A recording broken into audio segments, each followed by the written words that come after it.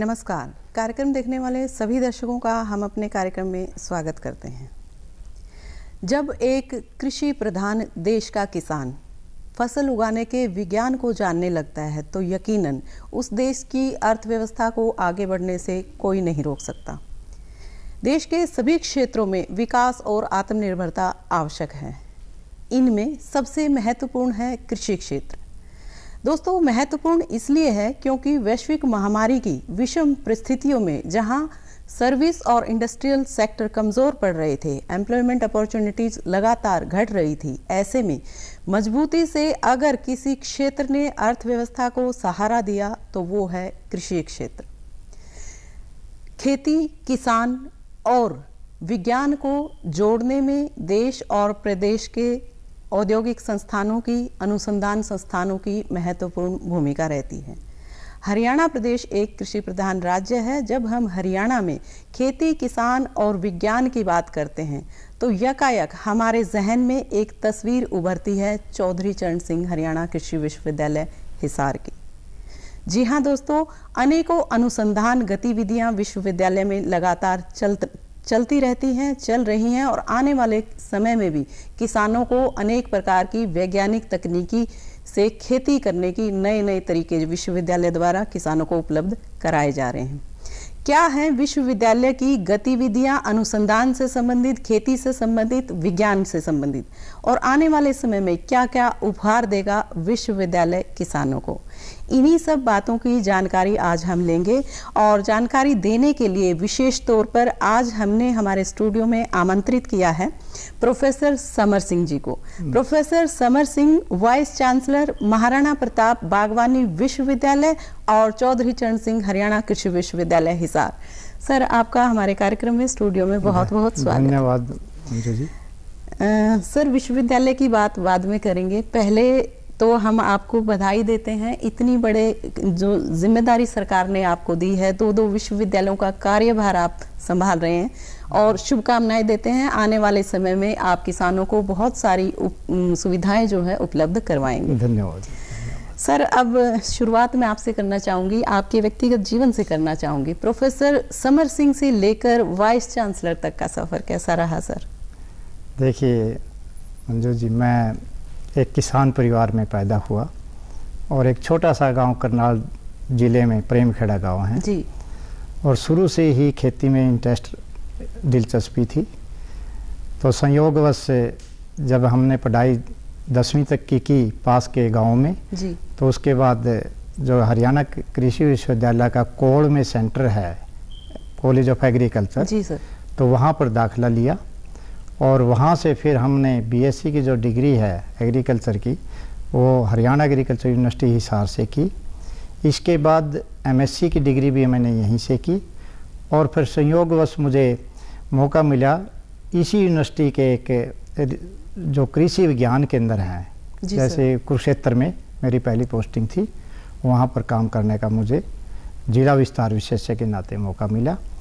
और वो एक ऐसा मुझे अवसर था क्योंकि मैं खेतीबाड़ी घर भी करता था, किंतु वहाँ पर एक साइंस को मैंने खेतीबाड़ी से जोड़कर किसानों के साथ काम किया और वहाँ पर बारीकी से समझा कि किसानों को वास्तविक में क्या क्या समस्या है और एक वैज्ञानिक होने के नाते हम उसकी कैसे सहायता कर सकते हैं।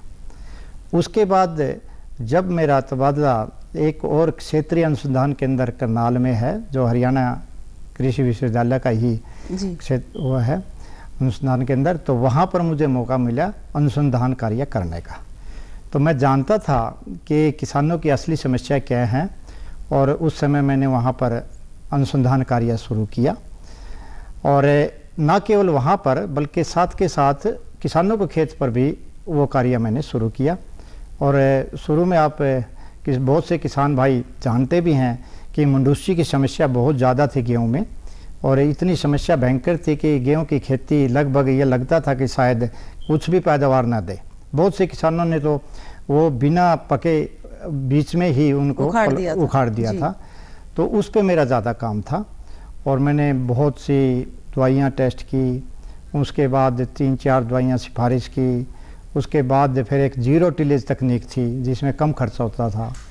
मुझे मौका मिला फिर वहाँ से बाहर संस्थान, जैसे कि एक मैक्सिको गेहूं और मक्के का इंटरनेशनल संस्थान है जी। वहाँ पर काम करने का। और उस दौरान मैं तकरीबन लगभग 10 या 12 देशों में मैं गया और वहाँ के किसानों से मिला। वहाँ में के जितने भी संस्थान थे खेती से संबंधित, उनमें मैंने जाकर देखा कि हम जो यहाँ पर रिसर्च है जो दूसरे देशों में अपने किसानों के लिए उसको कैसे मतलब हम उनको इम्प्लीमेंट कर सकते हैं। और 4 साल 5 साल का मेरा वहाँ पर था ड्यूरेशन, और मैं साउथ एशिया को लगभग देखता था। तो वहाँ से मैंने सीख कर फिर वापस से वहाँ पर किसानों के लिए काम किया। उन तकनीकों को, नई नई तकनीक थी जिससे कि किसान की आमदनी बढ़े। और भाग्यवश यही रहा कि मेरे काम में किसी ने दखलबाजी नहीं की और मैं काम करता ही चला गया, किसानों को साथ जोड़ता चला गया। और अभी भी भविष्य में भी ये जिम्मेदारी आपको लगातार मिल रही है। सर, किसान परिवार से जन्म लेकर, क्योंकि व्यवहारिक जो समस्याएं थी उनका तो कहीं ना कहीं आपको पता था, उन समस्याओं को विज्ञान से जोड़कर आपने उनका सलूशन निकाला और किसानों के साथ साझा किया। शायद इसीलिए इतनी बड़ी जिम्मेदारी आपको सौंपी गई है। सर, अब बात करते हैं इकोनॉमी की, विश्वविद्यालय की। इकोनॉमी की अगर हम बात करें तो बहुत बड़ा क्षेत्र है सर एग्रीकल्चर सेक्टर का, क्योंकि ज़्यादातर जो पॉपुलेशन है अपने प्रदेश की बात अगर हम करते हैं स्टेट में, तो वो कहीं ना कहीं डायरेक्टली और इनडायरेक्टली खेती में इन्वॉल्व है सर। बिल्कुल है। तो विश्वविद्यालय और विकसित किसान, क्या कहेंगे आप? देखिए, विश्वविद्यालय एक ऐसा संस्थान है, और ख़ासकर जो एग्रीकल्चर का, खेती बाड़ी का विश्वविद्यालय है, तो जितने भी ग्रामीण क्षेत्र में से जुड़े हुए हैं, जो खेती से जुड़े हुए हैं, किसान के अलावा और भी बहुत सी ऐसी जनसंख्या हमारी है जो किसानी से जुड़ी हुई है, तो वो हर काम में विश्वविद्यालय की तरफ देखती है।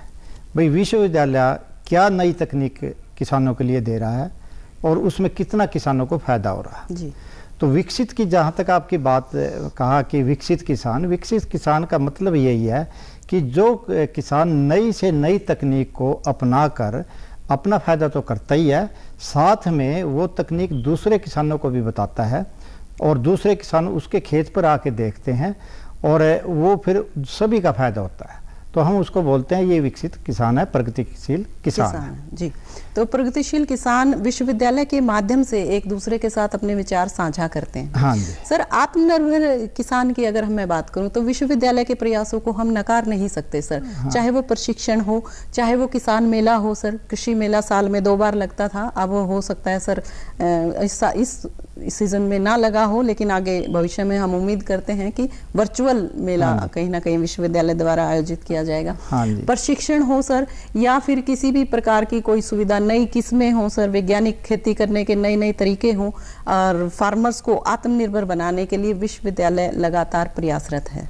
आपको क्या लगता है सर, विश्वविद्यालय के प्रयास ही काफी हैं किसान को आत्मनिर्भर बनाने के लिए? नहीं, देखिए, इसमें सभी का सहयोग जरूरी है जी। इसमें आप देखिए, जब हरियाणा बना था तो उस समय जो हमारी खाद्यान्न की प्रोडक्शन थी वो केवल हमारी 2.37 थी और मिलियन टन्स के करीब, और अब वो हरियाणा की लगभग 17.86 हो गई है। तो ये जो प्रोडक्शन फूड ग्रेन बढ़ी, इसमें मैं तो सबसे ज़्यादा श्रेय किसानों को देता हूँ कि उन्होंने इतनी ज़्यादा मेहनत की, ना केवल देश को आत्मनिर्भर बनाया बल्कि आज के दिन हम इसका एक्सपोर्ट भी करते हैं, फूड ग्रेन्स का और कहीं दूसरी कमोडिटीज़ का। किंतु इसमें ये कोई ज़रूरी है कि किसानों को नई तकनीक वो विश्वविद्यालय ने दी, और ये जो हरियाणा कृषि विश्वविद्यालय 1970 में स्थापित हो चुका था, तो लगातार नई से नई किस्में विकसित कर रहा है, और आज तक लगभग 249 किस्में तो इसने अलग अलग फसलों की विकसित की हैं, जिनका खेतीबाड़ी की प्रोडक्शन बढ़ाने में बहुत बड़ा महत्वपूर्ण योगदान है। ये गेहूं की है, धान की हैं, गन्ने की हैं, मक्की की हैं, दालों की हैं, और सभी मतलब फसलों की ये किस्में ईजाद की हैं।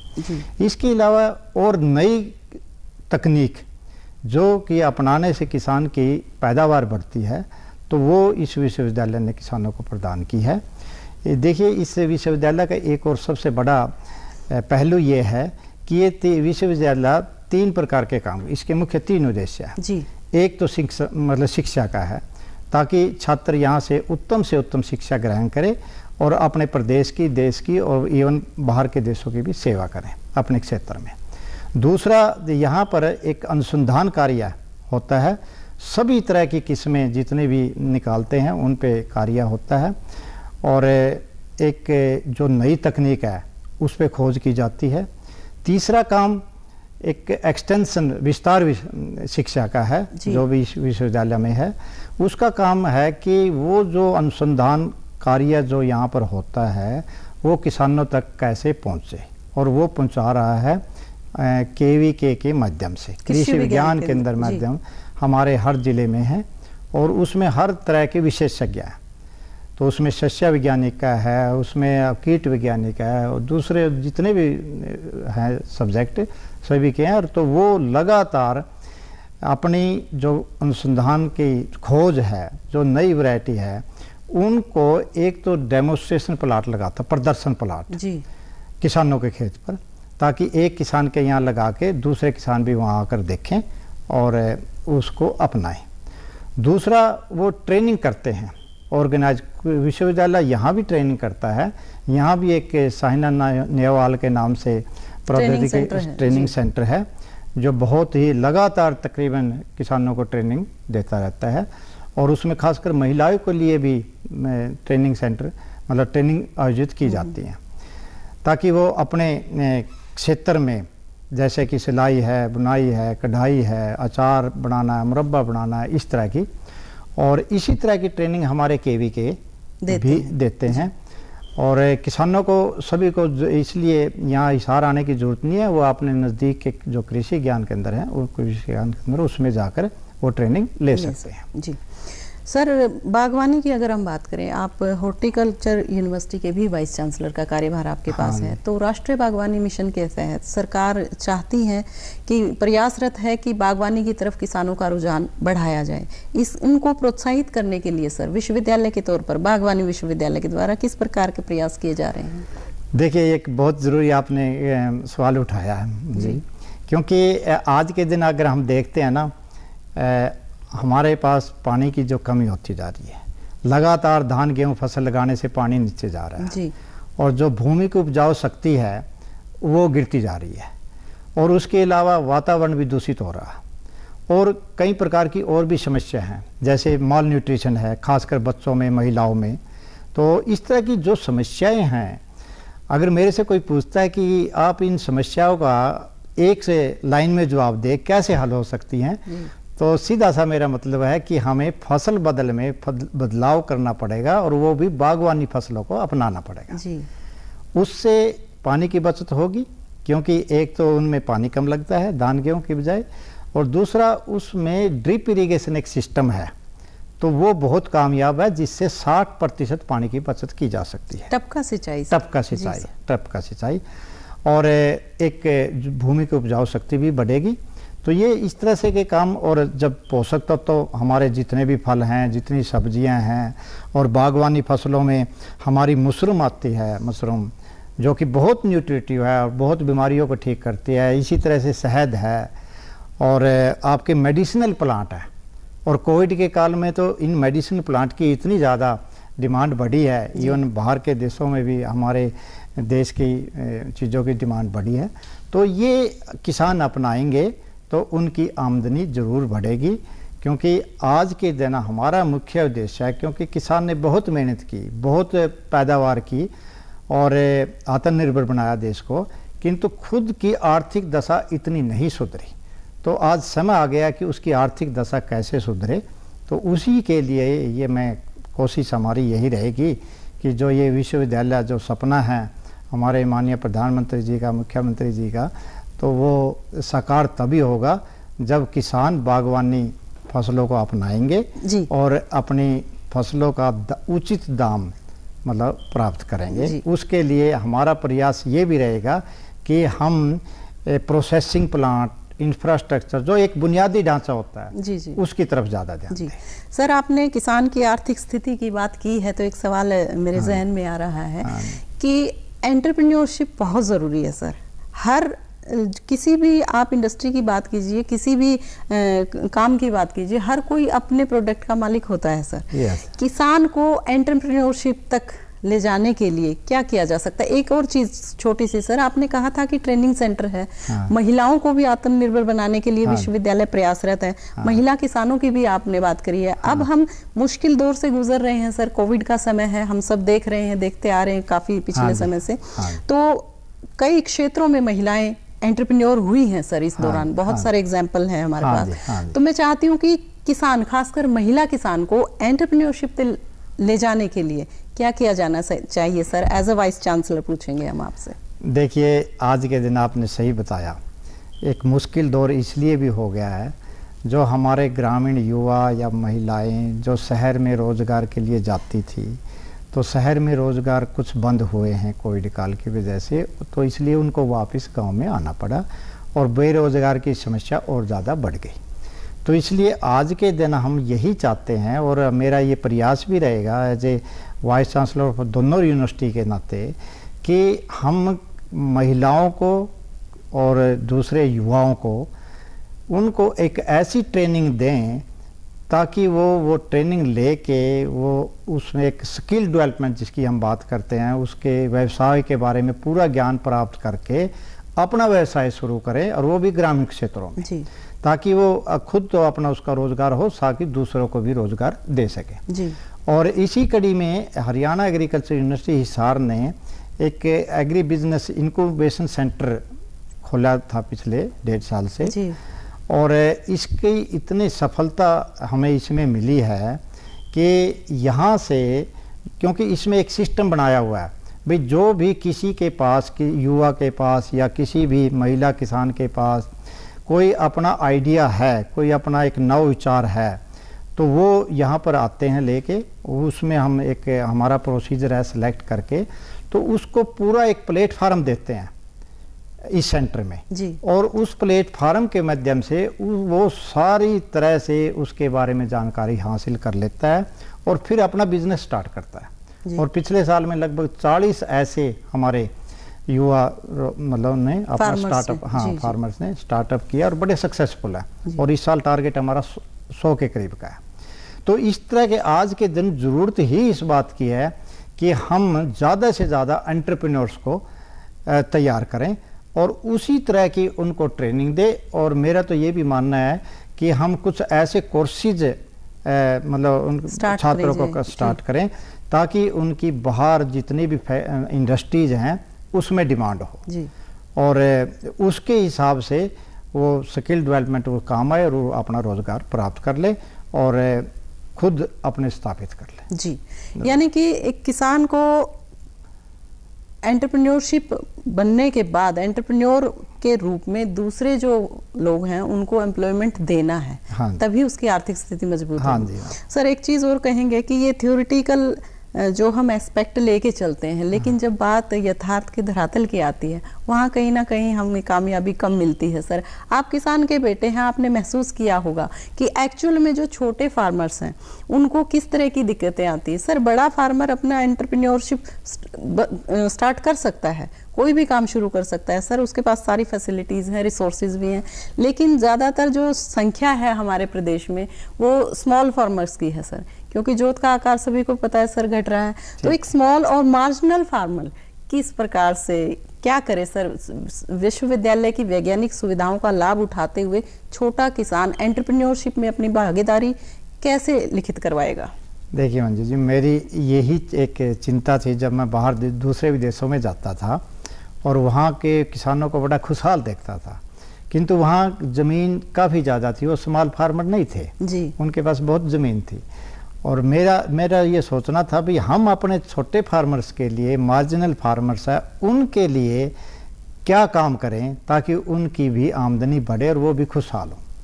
तो हम पिछले कई साल से ये कर भी रहे हैं और भी इसमें बड़ा सहयोग हमें मिल भी रहा है कि एक ग्रुप बनाएं, वो एक सोसाइटी बनाएं, FPO फार्मर प्रोड्यूसिंग कंपनी बनाए, ऑर्गेनाइजेशन बनाएं, और उसके माध्यम से अगर वो कोई काम करेंगे तो उसमें गवर्नमेंट भी सहायता करती है, सब्सिडी देती है। जैसे कि बड़ी मशीनें कामयाब हैं, छोटी मशीनें ज़्यादा कामयाब नहीं है, और कोई भी मशीन एक छोटा फार्मर नहीं खरीद सकता जो 1 लाख की 1.5 लाख की आती है। किंतु एक ग्रुप बना के और वो मशीन लें और उसमें मतलब सारे अपने बारी बारी से काम करें, और फिर एक जो ग्रुप बनाया, जो सोसाइटी बनाया, वो उस मशीनों को फिर किराए पे दूसरे फार्मर्स को भी दे। तो इस तरह से ये सक्सेस हो भी रहा है। पिछले आप देख भी रहे होंगे जो हमारा फसल अवशेष प्रबंधन का कार्य है, तो इसमें जो भी रेजिड्यू मैनेजमेंट के लिए जो भी मशीन है वो इसी तरह से कस्टम हायर बेसिस पे किसानों को दी जा रही हैं, और उसका किसान प्रयोग भी कर रहे हैं और काफ़ी सफलता उसमें मिल रही है। जी सर, आज के मुश्किल समय को देखते हुए हर कोई हेल्थ कॉन्शियस है सर। किसानों से भी आपने जैसे विविधीकरण की बात कही, बागवानी की बात कही, विविधीकरण के अंतर्गत किसान जो है एग्री बिजनेस भी स्टार्ट कर सकते हैं, आपने जैसा जिक्र किया। लेकिन सर ऑर्गेनिक खेती की तरफ भी सरकार भी चाहती है, विश्वविद्यालय भी चाहता है कि फार्मर्स का फोकस ऑर्गेनिक फार्मिंग की तरफ हो। फिर सर समस्या वही मार्केटिंग की आती है। जैसे भी हम फार्मर से इंटरेक्ट करते हैं तो यही समस्या होती है कि ऑर्गेनिक फार्मिंग स्टार्ट करते हैं, प्रोडक्शन की मात्रा कम है और उसको फिर मार्केटिंग में दिक्कत आती है। किसान अभी तक इतना एंटरप्रेन्योरशिप स्किल्स उसके अंदर नहीं आई है सर कि वो अपना प्रोडक्ट, ऑर्गेनिक प्रोडक्ट मार्केट में आसानी से अच्छे दाम पर बेच सके। क्या कहेंगे आप? देखिए, जब आत्मनिर्भर खाद्यान्न में हम हो चुके हैं तो हर किसी की फिर इच्छा होती है कि मैं एक उच्च क्वालिटी का भोजन प्राप्त करूं, और उच्च क्वालिटी में यही आता है कि उसमें कोई भी रसायन ना हो। और इसलिए आज हमारा देश भी, जैसे कि दूसरे देश चाहते हैं, सभी चाहते हैं, हम भी चाहते हैं सभी, कि हमें ऐसा ज़रूर भोजन मिले जिसमें कोई कीटनाशक दवाइयाँ ना हो जी। और उसके लिए ये जो जैविक खेती है, तो ये हरियाणा एग्रीकल्चर यूनिवर्सिटी ने यहाँ पर पंडित दीनदयाल एक जैविक केंद्र स्थापित किया है, और उसमें हम जैविक तरीके से उत्पादन करते हैं सभी फसलों का। और पिछले हमने किसानों को भी यहाँ पर कुछ लीज पे दी थी, ज़मीन दी थी, ताकि वो खुद खेती करें।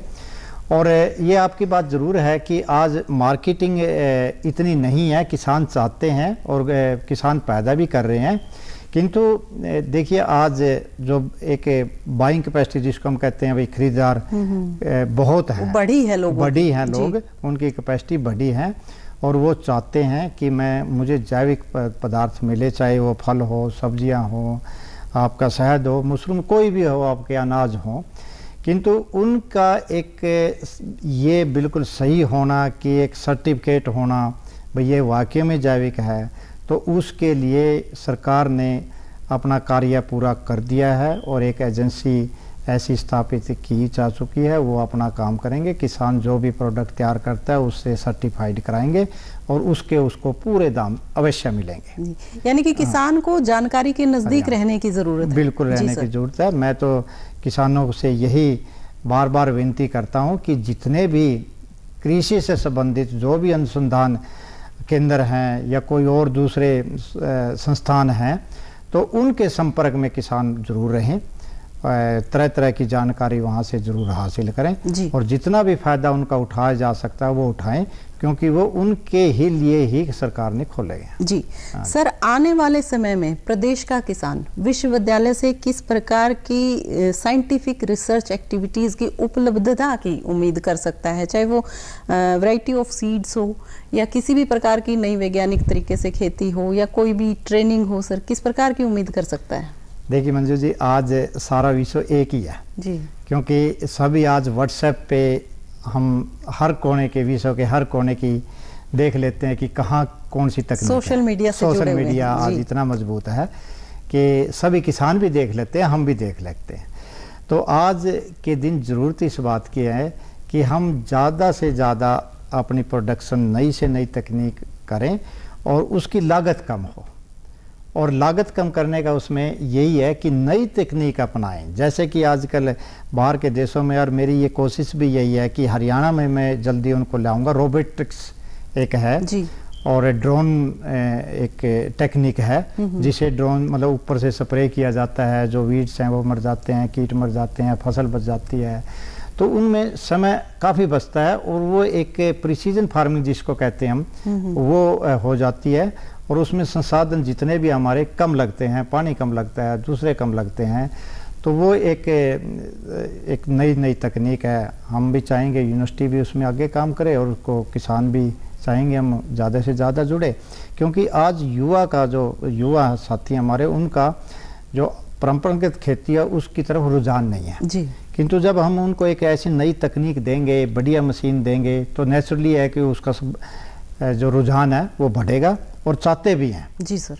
तो ये आज का किसान हमारी तरफ, वैज्ञानिकों की तरफ देख रहा है कि नई से नई तकनीक जो बाहर के दूसरे देशों में है या नहीं भी है, तो यहाँ भी कोई नई तकनीक इजाज़त की जा सकती है, जिससे पैदावार भी डबल हो और मुख्य उद्देश्य उसका मतलब जो आय है किसान की आमदनी वो बढ़े। जी सर, आपने युवाओं का जिक्र किया है कि हम विश्व के सबसे युवा देश में रहते हैं। हाँ। देशवासी हैं उसके। हाँ। तो युवाओं का रुझान, अगर खेती की तरफ आपने परंपरागत खेती की बात कही कि युवाओं का रुझान नहीं है, मैं यहाँ ये कहूँगी सर, युवाओं का रुझान जो है खेती की तरफ ही बहुत कम हो रहा है। तो ऐसे में सर, जैसे शिक्षा की आपने बात कही, डिग्रीज की आपने बात कही, एमएससी एग्रीकल्चर है, बीएससी है, और विस्तार शिक्षा के माध्यम से भी आपने कहा कि किसानों से जुड़े हुए हैं। हाँ। तो सर, क्या कोई ऐसा तरीका या विश्वविद्यालय का कोई ऐसा सुझाव है कि युवाओं का रुझान खेती की ओर बढ़ा सके? क्योंकि आजकल खेती तो वैज्ञानिक है सर। बिल्कुल। और वो वैज्ञानिक डिग्री लेके अगर उसको खेत तो इम्प्लीमेंट नहीं करेंगे तब तक मुझे नहीं लगता सर वो डिग्री कामयाब होगी। देखिए, एक तो आजकल हम शिक्षा में भी जो बाहर के देशों में जो एक्सपर्ट हैं जी, उनसे यहाँ पर हम एक शिक्षा ग्रहण करवा रहे हैं ऑनलाइन के माध्यम से। हमारा कई यूनिवर्सिटियों के साथ, बाहर के देशों के साथ MOU साइन है जी। तो ताकि हमारे छात्र हैं वो नई से नई तकनीक जान सके भी क्या है। जी सर। एक तो हम वो काम कर रहे हैं। दूसरा, फिर हम स्किल डेवलपमेंट की ट्रेनिंग बहुत ज़्यादा हम कर रहे हैं ताकि युवाओं को वो ट्रेनिंग दें, और नई से नई तकनीक जब हम उनको देंगे तो उनका नेचुरली है कि वो चाहेंगे कि ये काम हम करें, क्योंकि खुद मेहनत नहीं चाहते करने, बल्कि ये मैंने देखा भी और ये मेरा एक्सपीरियंस भी है, अगर कोई नई मशीन उनको दे दें तो उनको शौक भी है कि ये मशीन कैसे काम करती है जी। तो इसलिए कोई नई तकनीक के साथ वो जल्दी जुड़ सकते हैं जी, और वही हम करने जा रहे हैं जी। सर, सवाल बहुत सारे हैं, जानकारी बहुत सारी लेनी है, लेकिन समय का अभाव है। अंत में सर यही जानना चाहेंगे, एज ए वाइस चांसलर विश्वविद्यालय के विजन क्या है सर? देखिए, विश्वविद्यालय का विजन यही है, क्योंकि मेरे को दोनों यूनिवर्सिटी का कार्यभार सौंपा गया है जी। तो हॉर्टिकल्चर बागवानी जो विश्वविद्यालय है उसका तो मेरा यही है कि मैं नई से नई तकनीक जितने भी हमारी बाहर हैं बागवानी से संबंधित, वो यहाँ पर मैं लाऊं, उन पे खोज करूं। जो जर्म प्लाज्म है जिनकी पैदावार ज़्यादा है वो यहाँ पर लाके टेस्ट करें और एक बच्चों को अच्छी शिक्षा ग्रहण करें जी, ताकि प्रदेश में बागवानी का क्षेत्रफल बढ़े जी। जहाँ तक इस विश्वविद्यालय का सवाल है, क्योंकि ये विश्वविद्यालय ऐसा है कि इसकी तरफ सारी प्रदेश का ध्यान है जी सर। इसमें सभी तरह की महिलाओं का भी, मतलब रोजगार, युवाओं का भी, किसानों का भी, और इवन बच्चों का भी इसकी तरफ रहता है भी मैं कैसे एडमिशन लूँ, किस तरह से मैं ये करूँ। तो उसके लिए ये हमारी यही कोशिश है कि यहाँ पर हम एक तो जैसे इंक्यूबेशन सेंटर हमने खोला, तो इसको और थोड़ा सा ज़्यादा मजबूत कराएंगे, क्योंकि ज़्यादा से ज़्यादा इसमें युवा आ सके। सर, हम उम्मीद करते हैं कि आपके और विश्वविद्यालय के विजन पूरे होंगे और किसान भाई जो है लगातार विश्वविद्यालय की वैज्ञानिक गतिविधियों का लाभ उठाएंगे। सर, आप हमारे स्टूडियो में आए, कार्यक्रम में आए और इतनी अच्छी जानकारी हमारे साथ साझा की, इसके लिए आपका बहुत बहुत धन्यवाद। थैंक यू, और किसान भाइयों बहुत बहुत धन्यवाद।